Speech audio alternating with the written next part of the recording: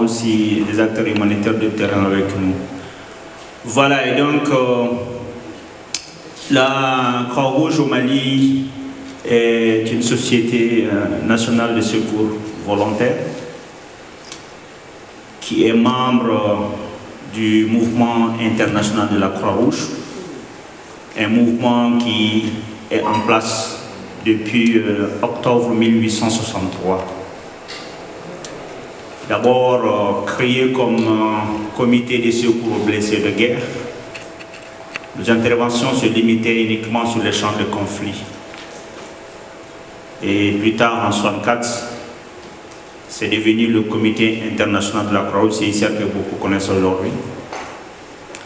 Donc il place sa main à ceux de la victime, pomme contre pomme, comme vous le voyez. Et on sait qu'il ne va pas au fond, levez-vous. Voilà, parce que c'est quelque chose que nous avons fait vraiment.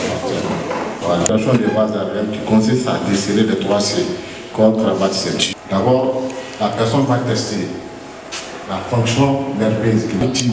Parce que la première priorité à une victime inconsciente vers la personne qui essaie vraiment de la sauver.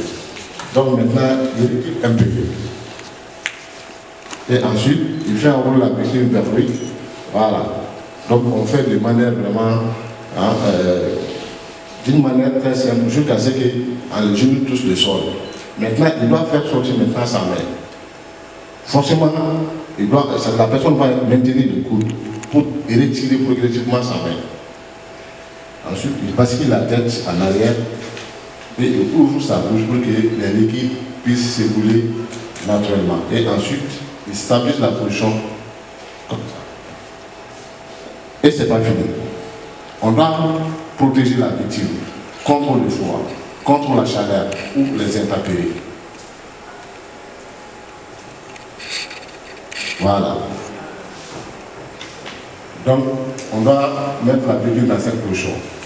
Donc, avec des mots tels que la victime est consciente qui respire.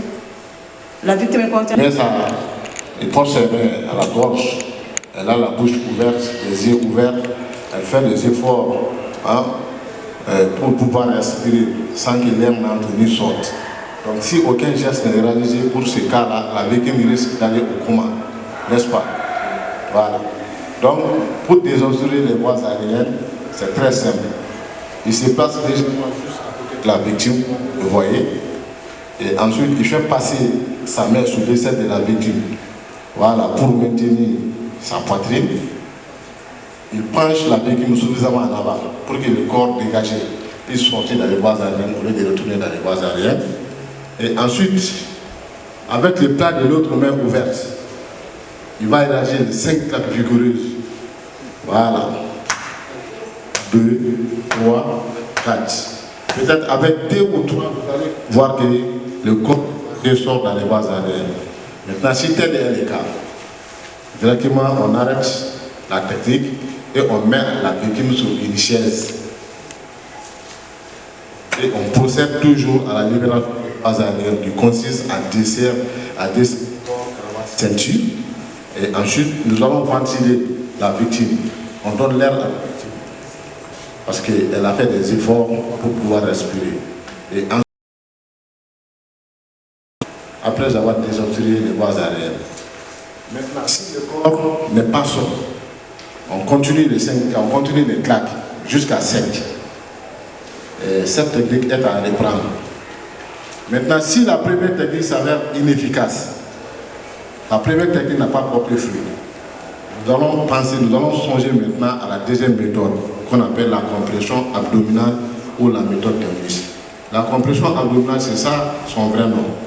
Mais la personne qui a eu l'idée vraiment de créer cette méthode, comme c'était un aliment, on a voulu vraiment attribuer. Maintenant, la position droite, voilà, parce qu'il travaille avec la main droite, voilà.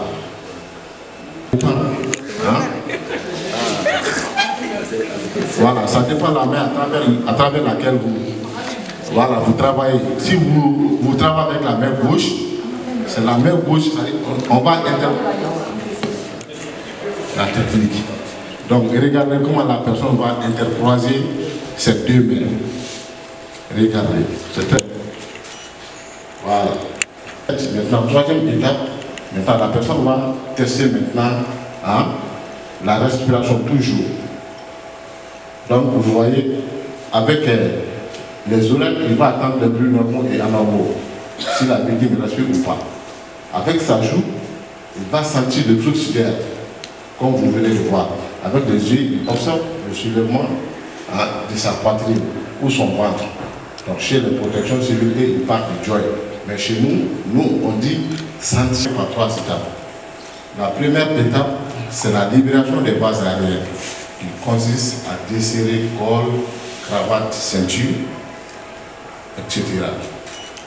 Et ensuite, la personne bascule la tête de la victime en arrière, parce que souvent, sa langue peut chuter et empêcher l'air de pénétrer dans ses poumons. Souvent, on dit dans nos langages que la personne a avalé sa langue, n'est-ce pas? En réalité, personne ne peut avaler sa langue, c'est l'absurde du langage.